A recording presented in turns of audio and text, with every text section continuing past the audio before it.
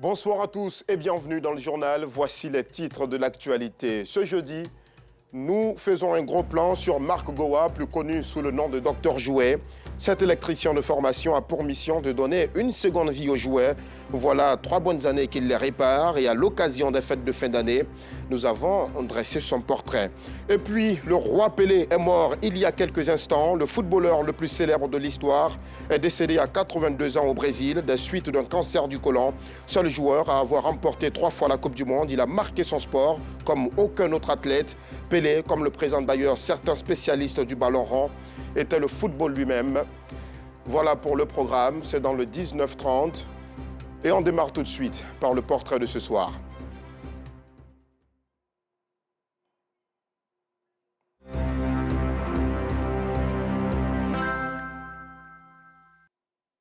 Chers parents, nous savons que vos enfants ont déjà abîmé la plupart de leurs cadeaux de Noël, que vous êtes angoissés, ne sachant que faire pour les réparer.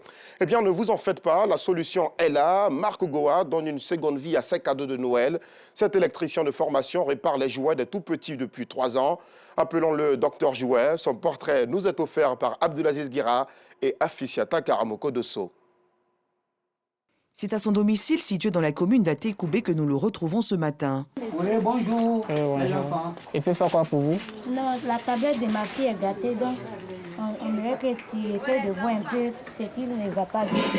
Parce qu'elle a appuyé dessus. Et je vois déjà la tatille est déjà cassée. Je vais voir d'abord. Je vais faire un diagnostic. Gowa Marc Benebi est spécialiste dans la réparation de jouets. Après un échec scolaire en 2011, il se lance dans le métier d'électricien, activité qu'il exerce jusqu'en 2020. Et c'est dans l'exercice de cette fonction que lui vient l'idée de faire de la réparation de jouets un métier à temps plein.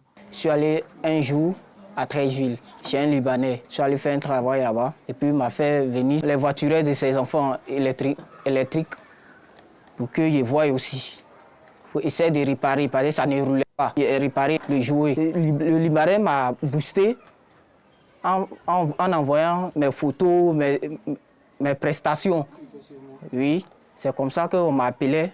J'étais motivé à m'appeler. Et puis, c'est comme ça que c'est parti. Et puis, les clients m'appelaient. Ils disent, je vais me donner en même temps à ce domaine-là, pourquoi pas. Pour son père, ce métier ne représente aucune gêne, bien au contraire.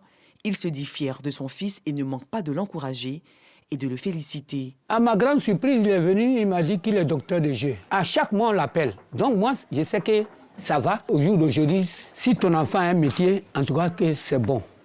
Moi-même, je suis homme de métier. Si mon fils a aussi un métier, en tout cas, ça me plaît. Dr Jouet dispose désormais de sa propre page Facebook. Grâce à cette page, il propose désormais des services à domicile. Il a environ 2 à 3 clients par jour. Aujourd'hui, l'agenda de Dr Jouet lui indique 2 rendez-vous dans la commune de Cocody. Non, le il est parti, on m'a appelé à Toban. Il m'avait réparé là-bas, il vient. D'accord, c'est toi. OK. Cet autodidacte reçoit maintes sollicitations, surtout après la fête de Noël, et la qualité de ses prestations y est pour beaucoup. Sur sa page Facebook, nous apercevons la réaction de clients satisfaits de ses services. C'est le cas de cette cliente chez qui il intervient régulièrement. Nous l'appelons docteur parce que c'est lui qui nous dépanne, qui répare les jouets qui sont défaillants. La dernière fois, on nous a envoyé une voiture de San Pedro et il a eu à réparer. Vraiment, je suis très satisfait. Dès que je l'appelle, il vient, il dépanne et puis il part. Après cette visite, Dr Jouet se rend dans une autre famille. Il est attendu pour réparer de nombreux jouets.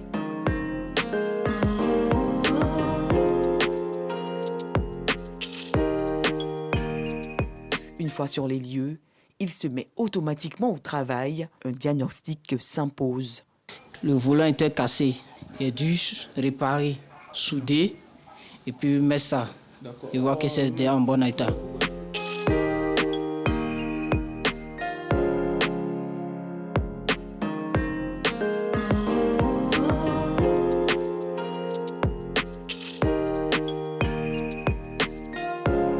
Le jouet, une fois réparé, parents et enfants sont dans la joie. Il a arrangé et l'enfant, même vous, comme vous le voyez, l'enfant même est satisfait du travail, de son travail. Il est heureux. Je suis content parce que tonton a gagné ma voiture.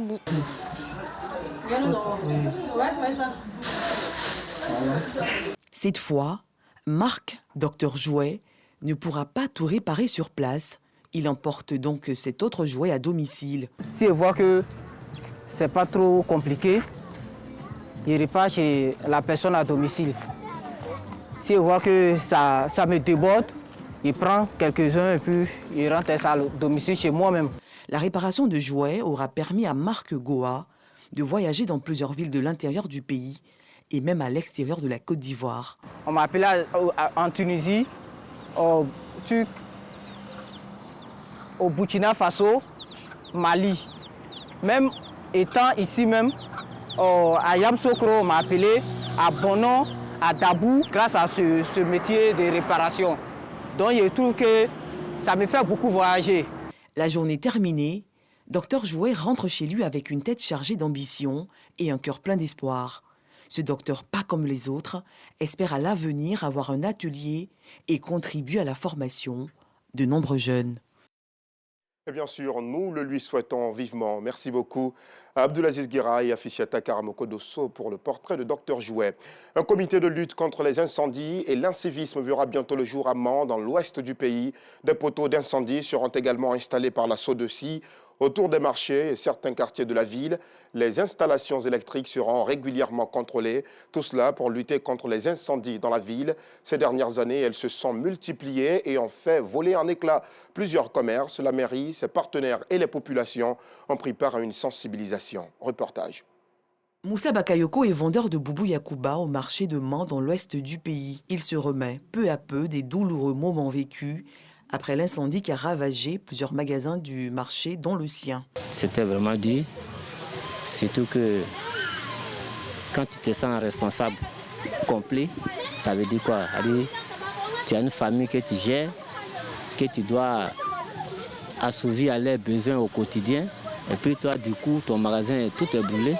Mais il faut seulement rester derrière Dieu, sinon tu perds les pédales.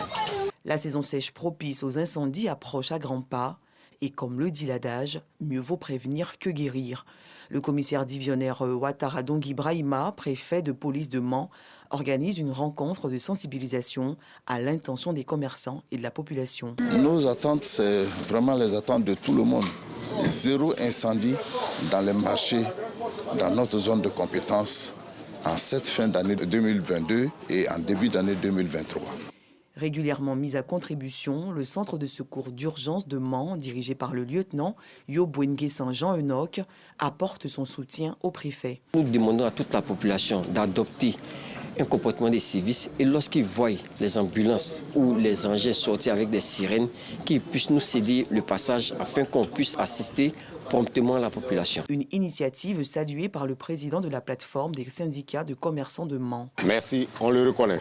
En tant que leader, c'est le travail que nous faisons toujours avec les autorités, de la police, de la mairie et autres, tout ça, pour essayer d'organiser d'abord l'espace commercial. À l'issue de la rencontre, plusieurs résolutions ont été adoptées, entre autres, la création d'un comité de lutte contre les incendies et l'incivisme. Ajouté à cela, l'installation des poteaux d'incendie par la SODECI autour des marchés de Mans et certains quartiers de la ville, contrôle des installations électriques au marché. L'Union générale des travailleurs de Côte d'Ivoire a tenu son 9e congrès ordinaire à la Bourse du travail de Trashville. Après 5 années à la tête de l'organisation, les travailleurs ont donné cutus au bilan du secrétaire général, Agnerin Joseph Léon. Il a, par ailleurs, été reconduit à son poste de secrétaire général de l'Union, comme nous le montre ce reportage de Clarisse Kanyala.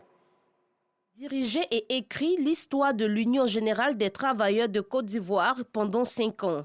Et Agnerin Joseph Léon a été réélu secrétaire général de l'association de tous les fonctionnaires ivoiriens pour 5 ans.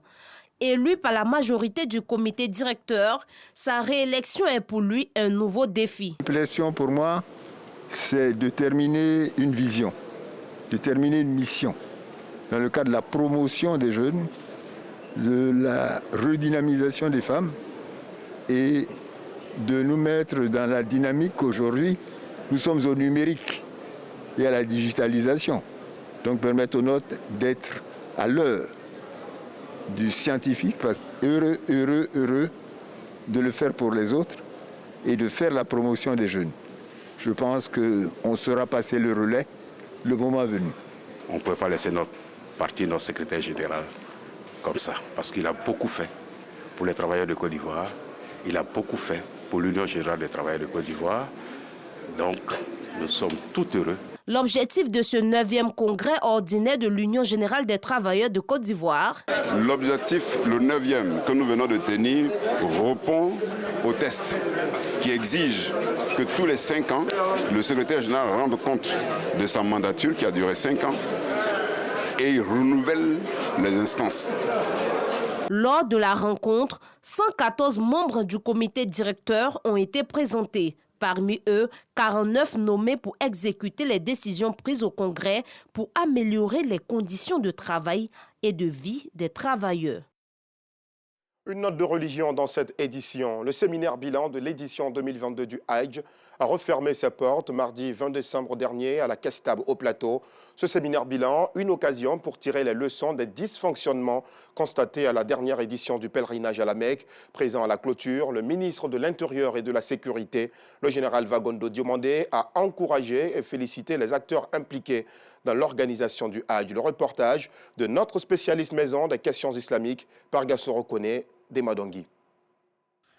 La décision unilatérale de répartition du quota global octroyé à la Côte d'Ivoire par l'Arabie Saoudite, la non-participation au Hajj de certains candidats régulièrement inscrits et sélectionnés conformément aux critères mis en place conjointement par le comité de surveillance et le commissariat du Hajj, au centre des discussions lors de la clôture du séminaire bilan du Hajj 2022. Pour le président du COSIM, Conseil supérieur des imams, des mosquées des affaires islamiques en Côte d'Ivoire, toute la lumière doit être faite pour une organisation du Hajj plus réussie les années à venir. Concernant la confusion des rôles des organisateurs, des personnes qui sont membres d'un comité de surveillance, donc d'orientation et de supervision, qui sont aussi membres d'un organe d'exécution, donc juge et partie. Et la question du budget du Hajj, on ne sait pas trop comment ça se passe. Que ce soit un processus inclusif. Malgré certains dysfonctionnements enregistrés au cours de l'édition 2022, l'ambassadeur du Royaume de l'Arabie Saoudite en Côte d'Ivoire a tenu à féliciter tous les acteurs impliqués dans l'organisation de ce voyage spirituel pour leur sérieux et leur professionnalisme.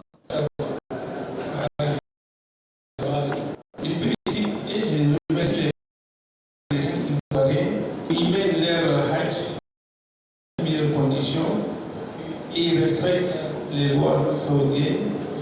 Ils sont parmi les premiers qui sont respectés au niveau de l'Arabie saoudite concernant la discipline. Les propos du diplomate saoudien soutenus par le ministre de l'Intérieur et de la Sécurité. Après 2 années d'interruption, malgré toutes les difficultés qui se sont présentées, nous avons pu organiser le Hajj édition 2022. Quoi qu'on dise, il faut que nous fassions l'effort de regarder les aspects positifs des actes que nous posons. À titre personnel, je voudrais exprimer toute ma satisfaction à chacun des acteurs qui a contribué à la réussite de cet Hajj. Ce séminaire bilan a vu la participation de l'ambassadeur de Côte d'Ivoire en Arabie Saoudite, du consul général de Côte d'Ivoire à Guéda, la direction générale des cultes, le commissariat du Hajj, les opérateurs privés et les structures d'assistance aéroportuaire. Quelles réformes structurelles pour une meilleure synergie d'action dans l'organisation du Hajj? C'est la problématique retenue pour les travaux de ce séminaire bilan du Hajj 2022. Dans le chapitre culture, la génération Hadjimentalier a une nouvelle présidente. Elle se nomme Nobou Aïe Emilienne et son intronisation s'est ponctuée par une cérémonie de réjouissance à Yaou, une petite localité de Bonoa, Ami Koulibaly.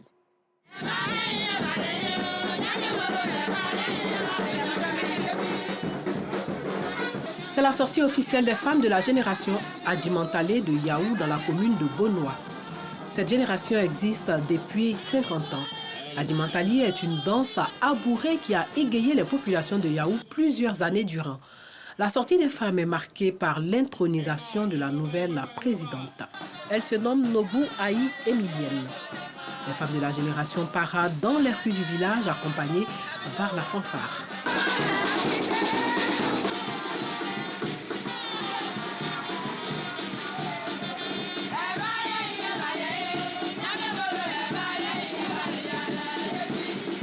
Chants et danses en abouré sous le regard admiratif de la population dans la cour royale.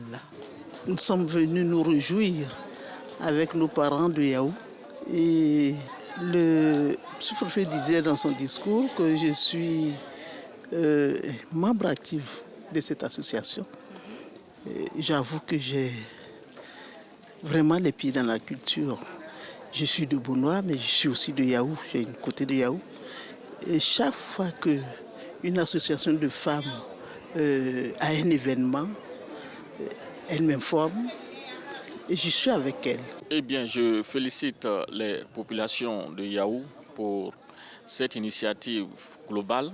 Je dis bien les populations parce qu'en réalité, il est question de femmes. Mais là, comme vous pouvez le constater, les élus, dont le premier adjoint au maire, les cadres, dont Madame le ministre Adjoubi, Christine, ainsi que les générations au pouvoir et les notables, tout le monde s'est mobilisé comme un seul homme autour de cette cérémonie, autour de cette danse, de cette association culturelle. La culture n'est pas juste qu'un folklore. Elle doit participer valablement au développement, à la stabilité, à la cohésion, au progrès de la cité. Les femmes de la génération Adjima se démarquent par leur abnégation au travail et leur sens de la solidarité. Elles conjuguent leurs forces en vue de permettre l'autonomisation de chaque membre de l'association. La danse Adjimantali existe depuis une vingtaine d'années. Elle a été créée par Yamuko Adjimanterez, l'ancienne présidente de la génération Adjimantali de Yahou. Puis, le procès des 46 militaires ivoiriens détenus au Mali depuis le 10 juillet a débuté aujourd'hui à la cour d'appel de Bamako. Ces soldats avaient été arrêtés, qualifiés de mercenaires, puis inculpés mi-août de tentative d'atteinte à la sûreté extérieure de l'État et formellement écroués. Bamako a libéré mi-août les 3 femmes du contingent. La position d'Abidjan est restée ferme. Nos soldats étaient en mission pour l'ONU dans le cadre d'opérations de soutien logistique à la MINUSMA. Pour rappel, il y a une semaine, une délégation officielle ivoirienne a rencontré les autorités maliennes sous la médiation du Togo. Le ministre de la Défense avait alors assuré que l'affaire était en voie de résolution. Et en Israël, Benjamin Netanyahou a prêté serment à titre de Premier ministre. Ce jeudi 29 décembre, les députés israéliens ont accordé leur confiance au nouveau gouvernement de Benjamin Netanyahou. La coalition de droite qu'il dirige a bénéficié des voix de quelques 63 députés sur les 120 de la Knesset, le Parlement israélien. Et pour finir, nous vous le disions en titre, le roi Pelé est mort il y a quelques instants. Le footballeur le plus célèbre de l'histoire est décédé à 82 ans au Brésil des suites d'un cancer du côlon. Seul joueur à avoir remporté 3 fois la Coupe du Monde. Il a marqué son sport comme aucun autre athlète. Pelé, comme le présentent d'ailleurs certains spécialistes du ballon rond, était lui-même le football. On arrive au terme de cette édition. Merci de nous avoir suivis. L'information revient à 12h30 demain et à 19h30, je reviendrai volontiers chez vous. Excellente soirée.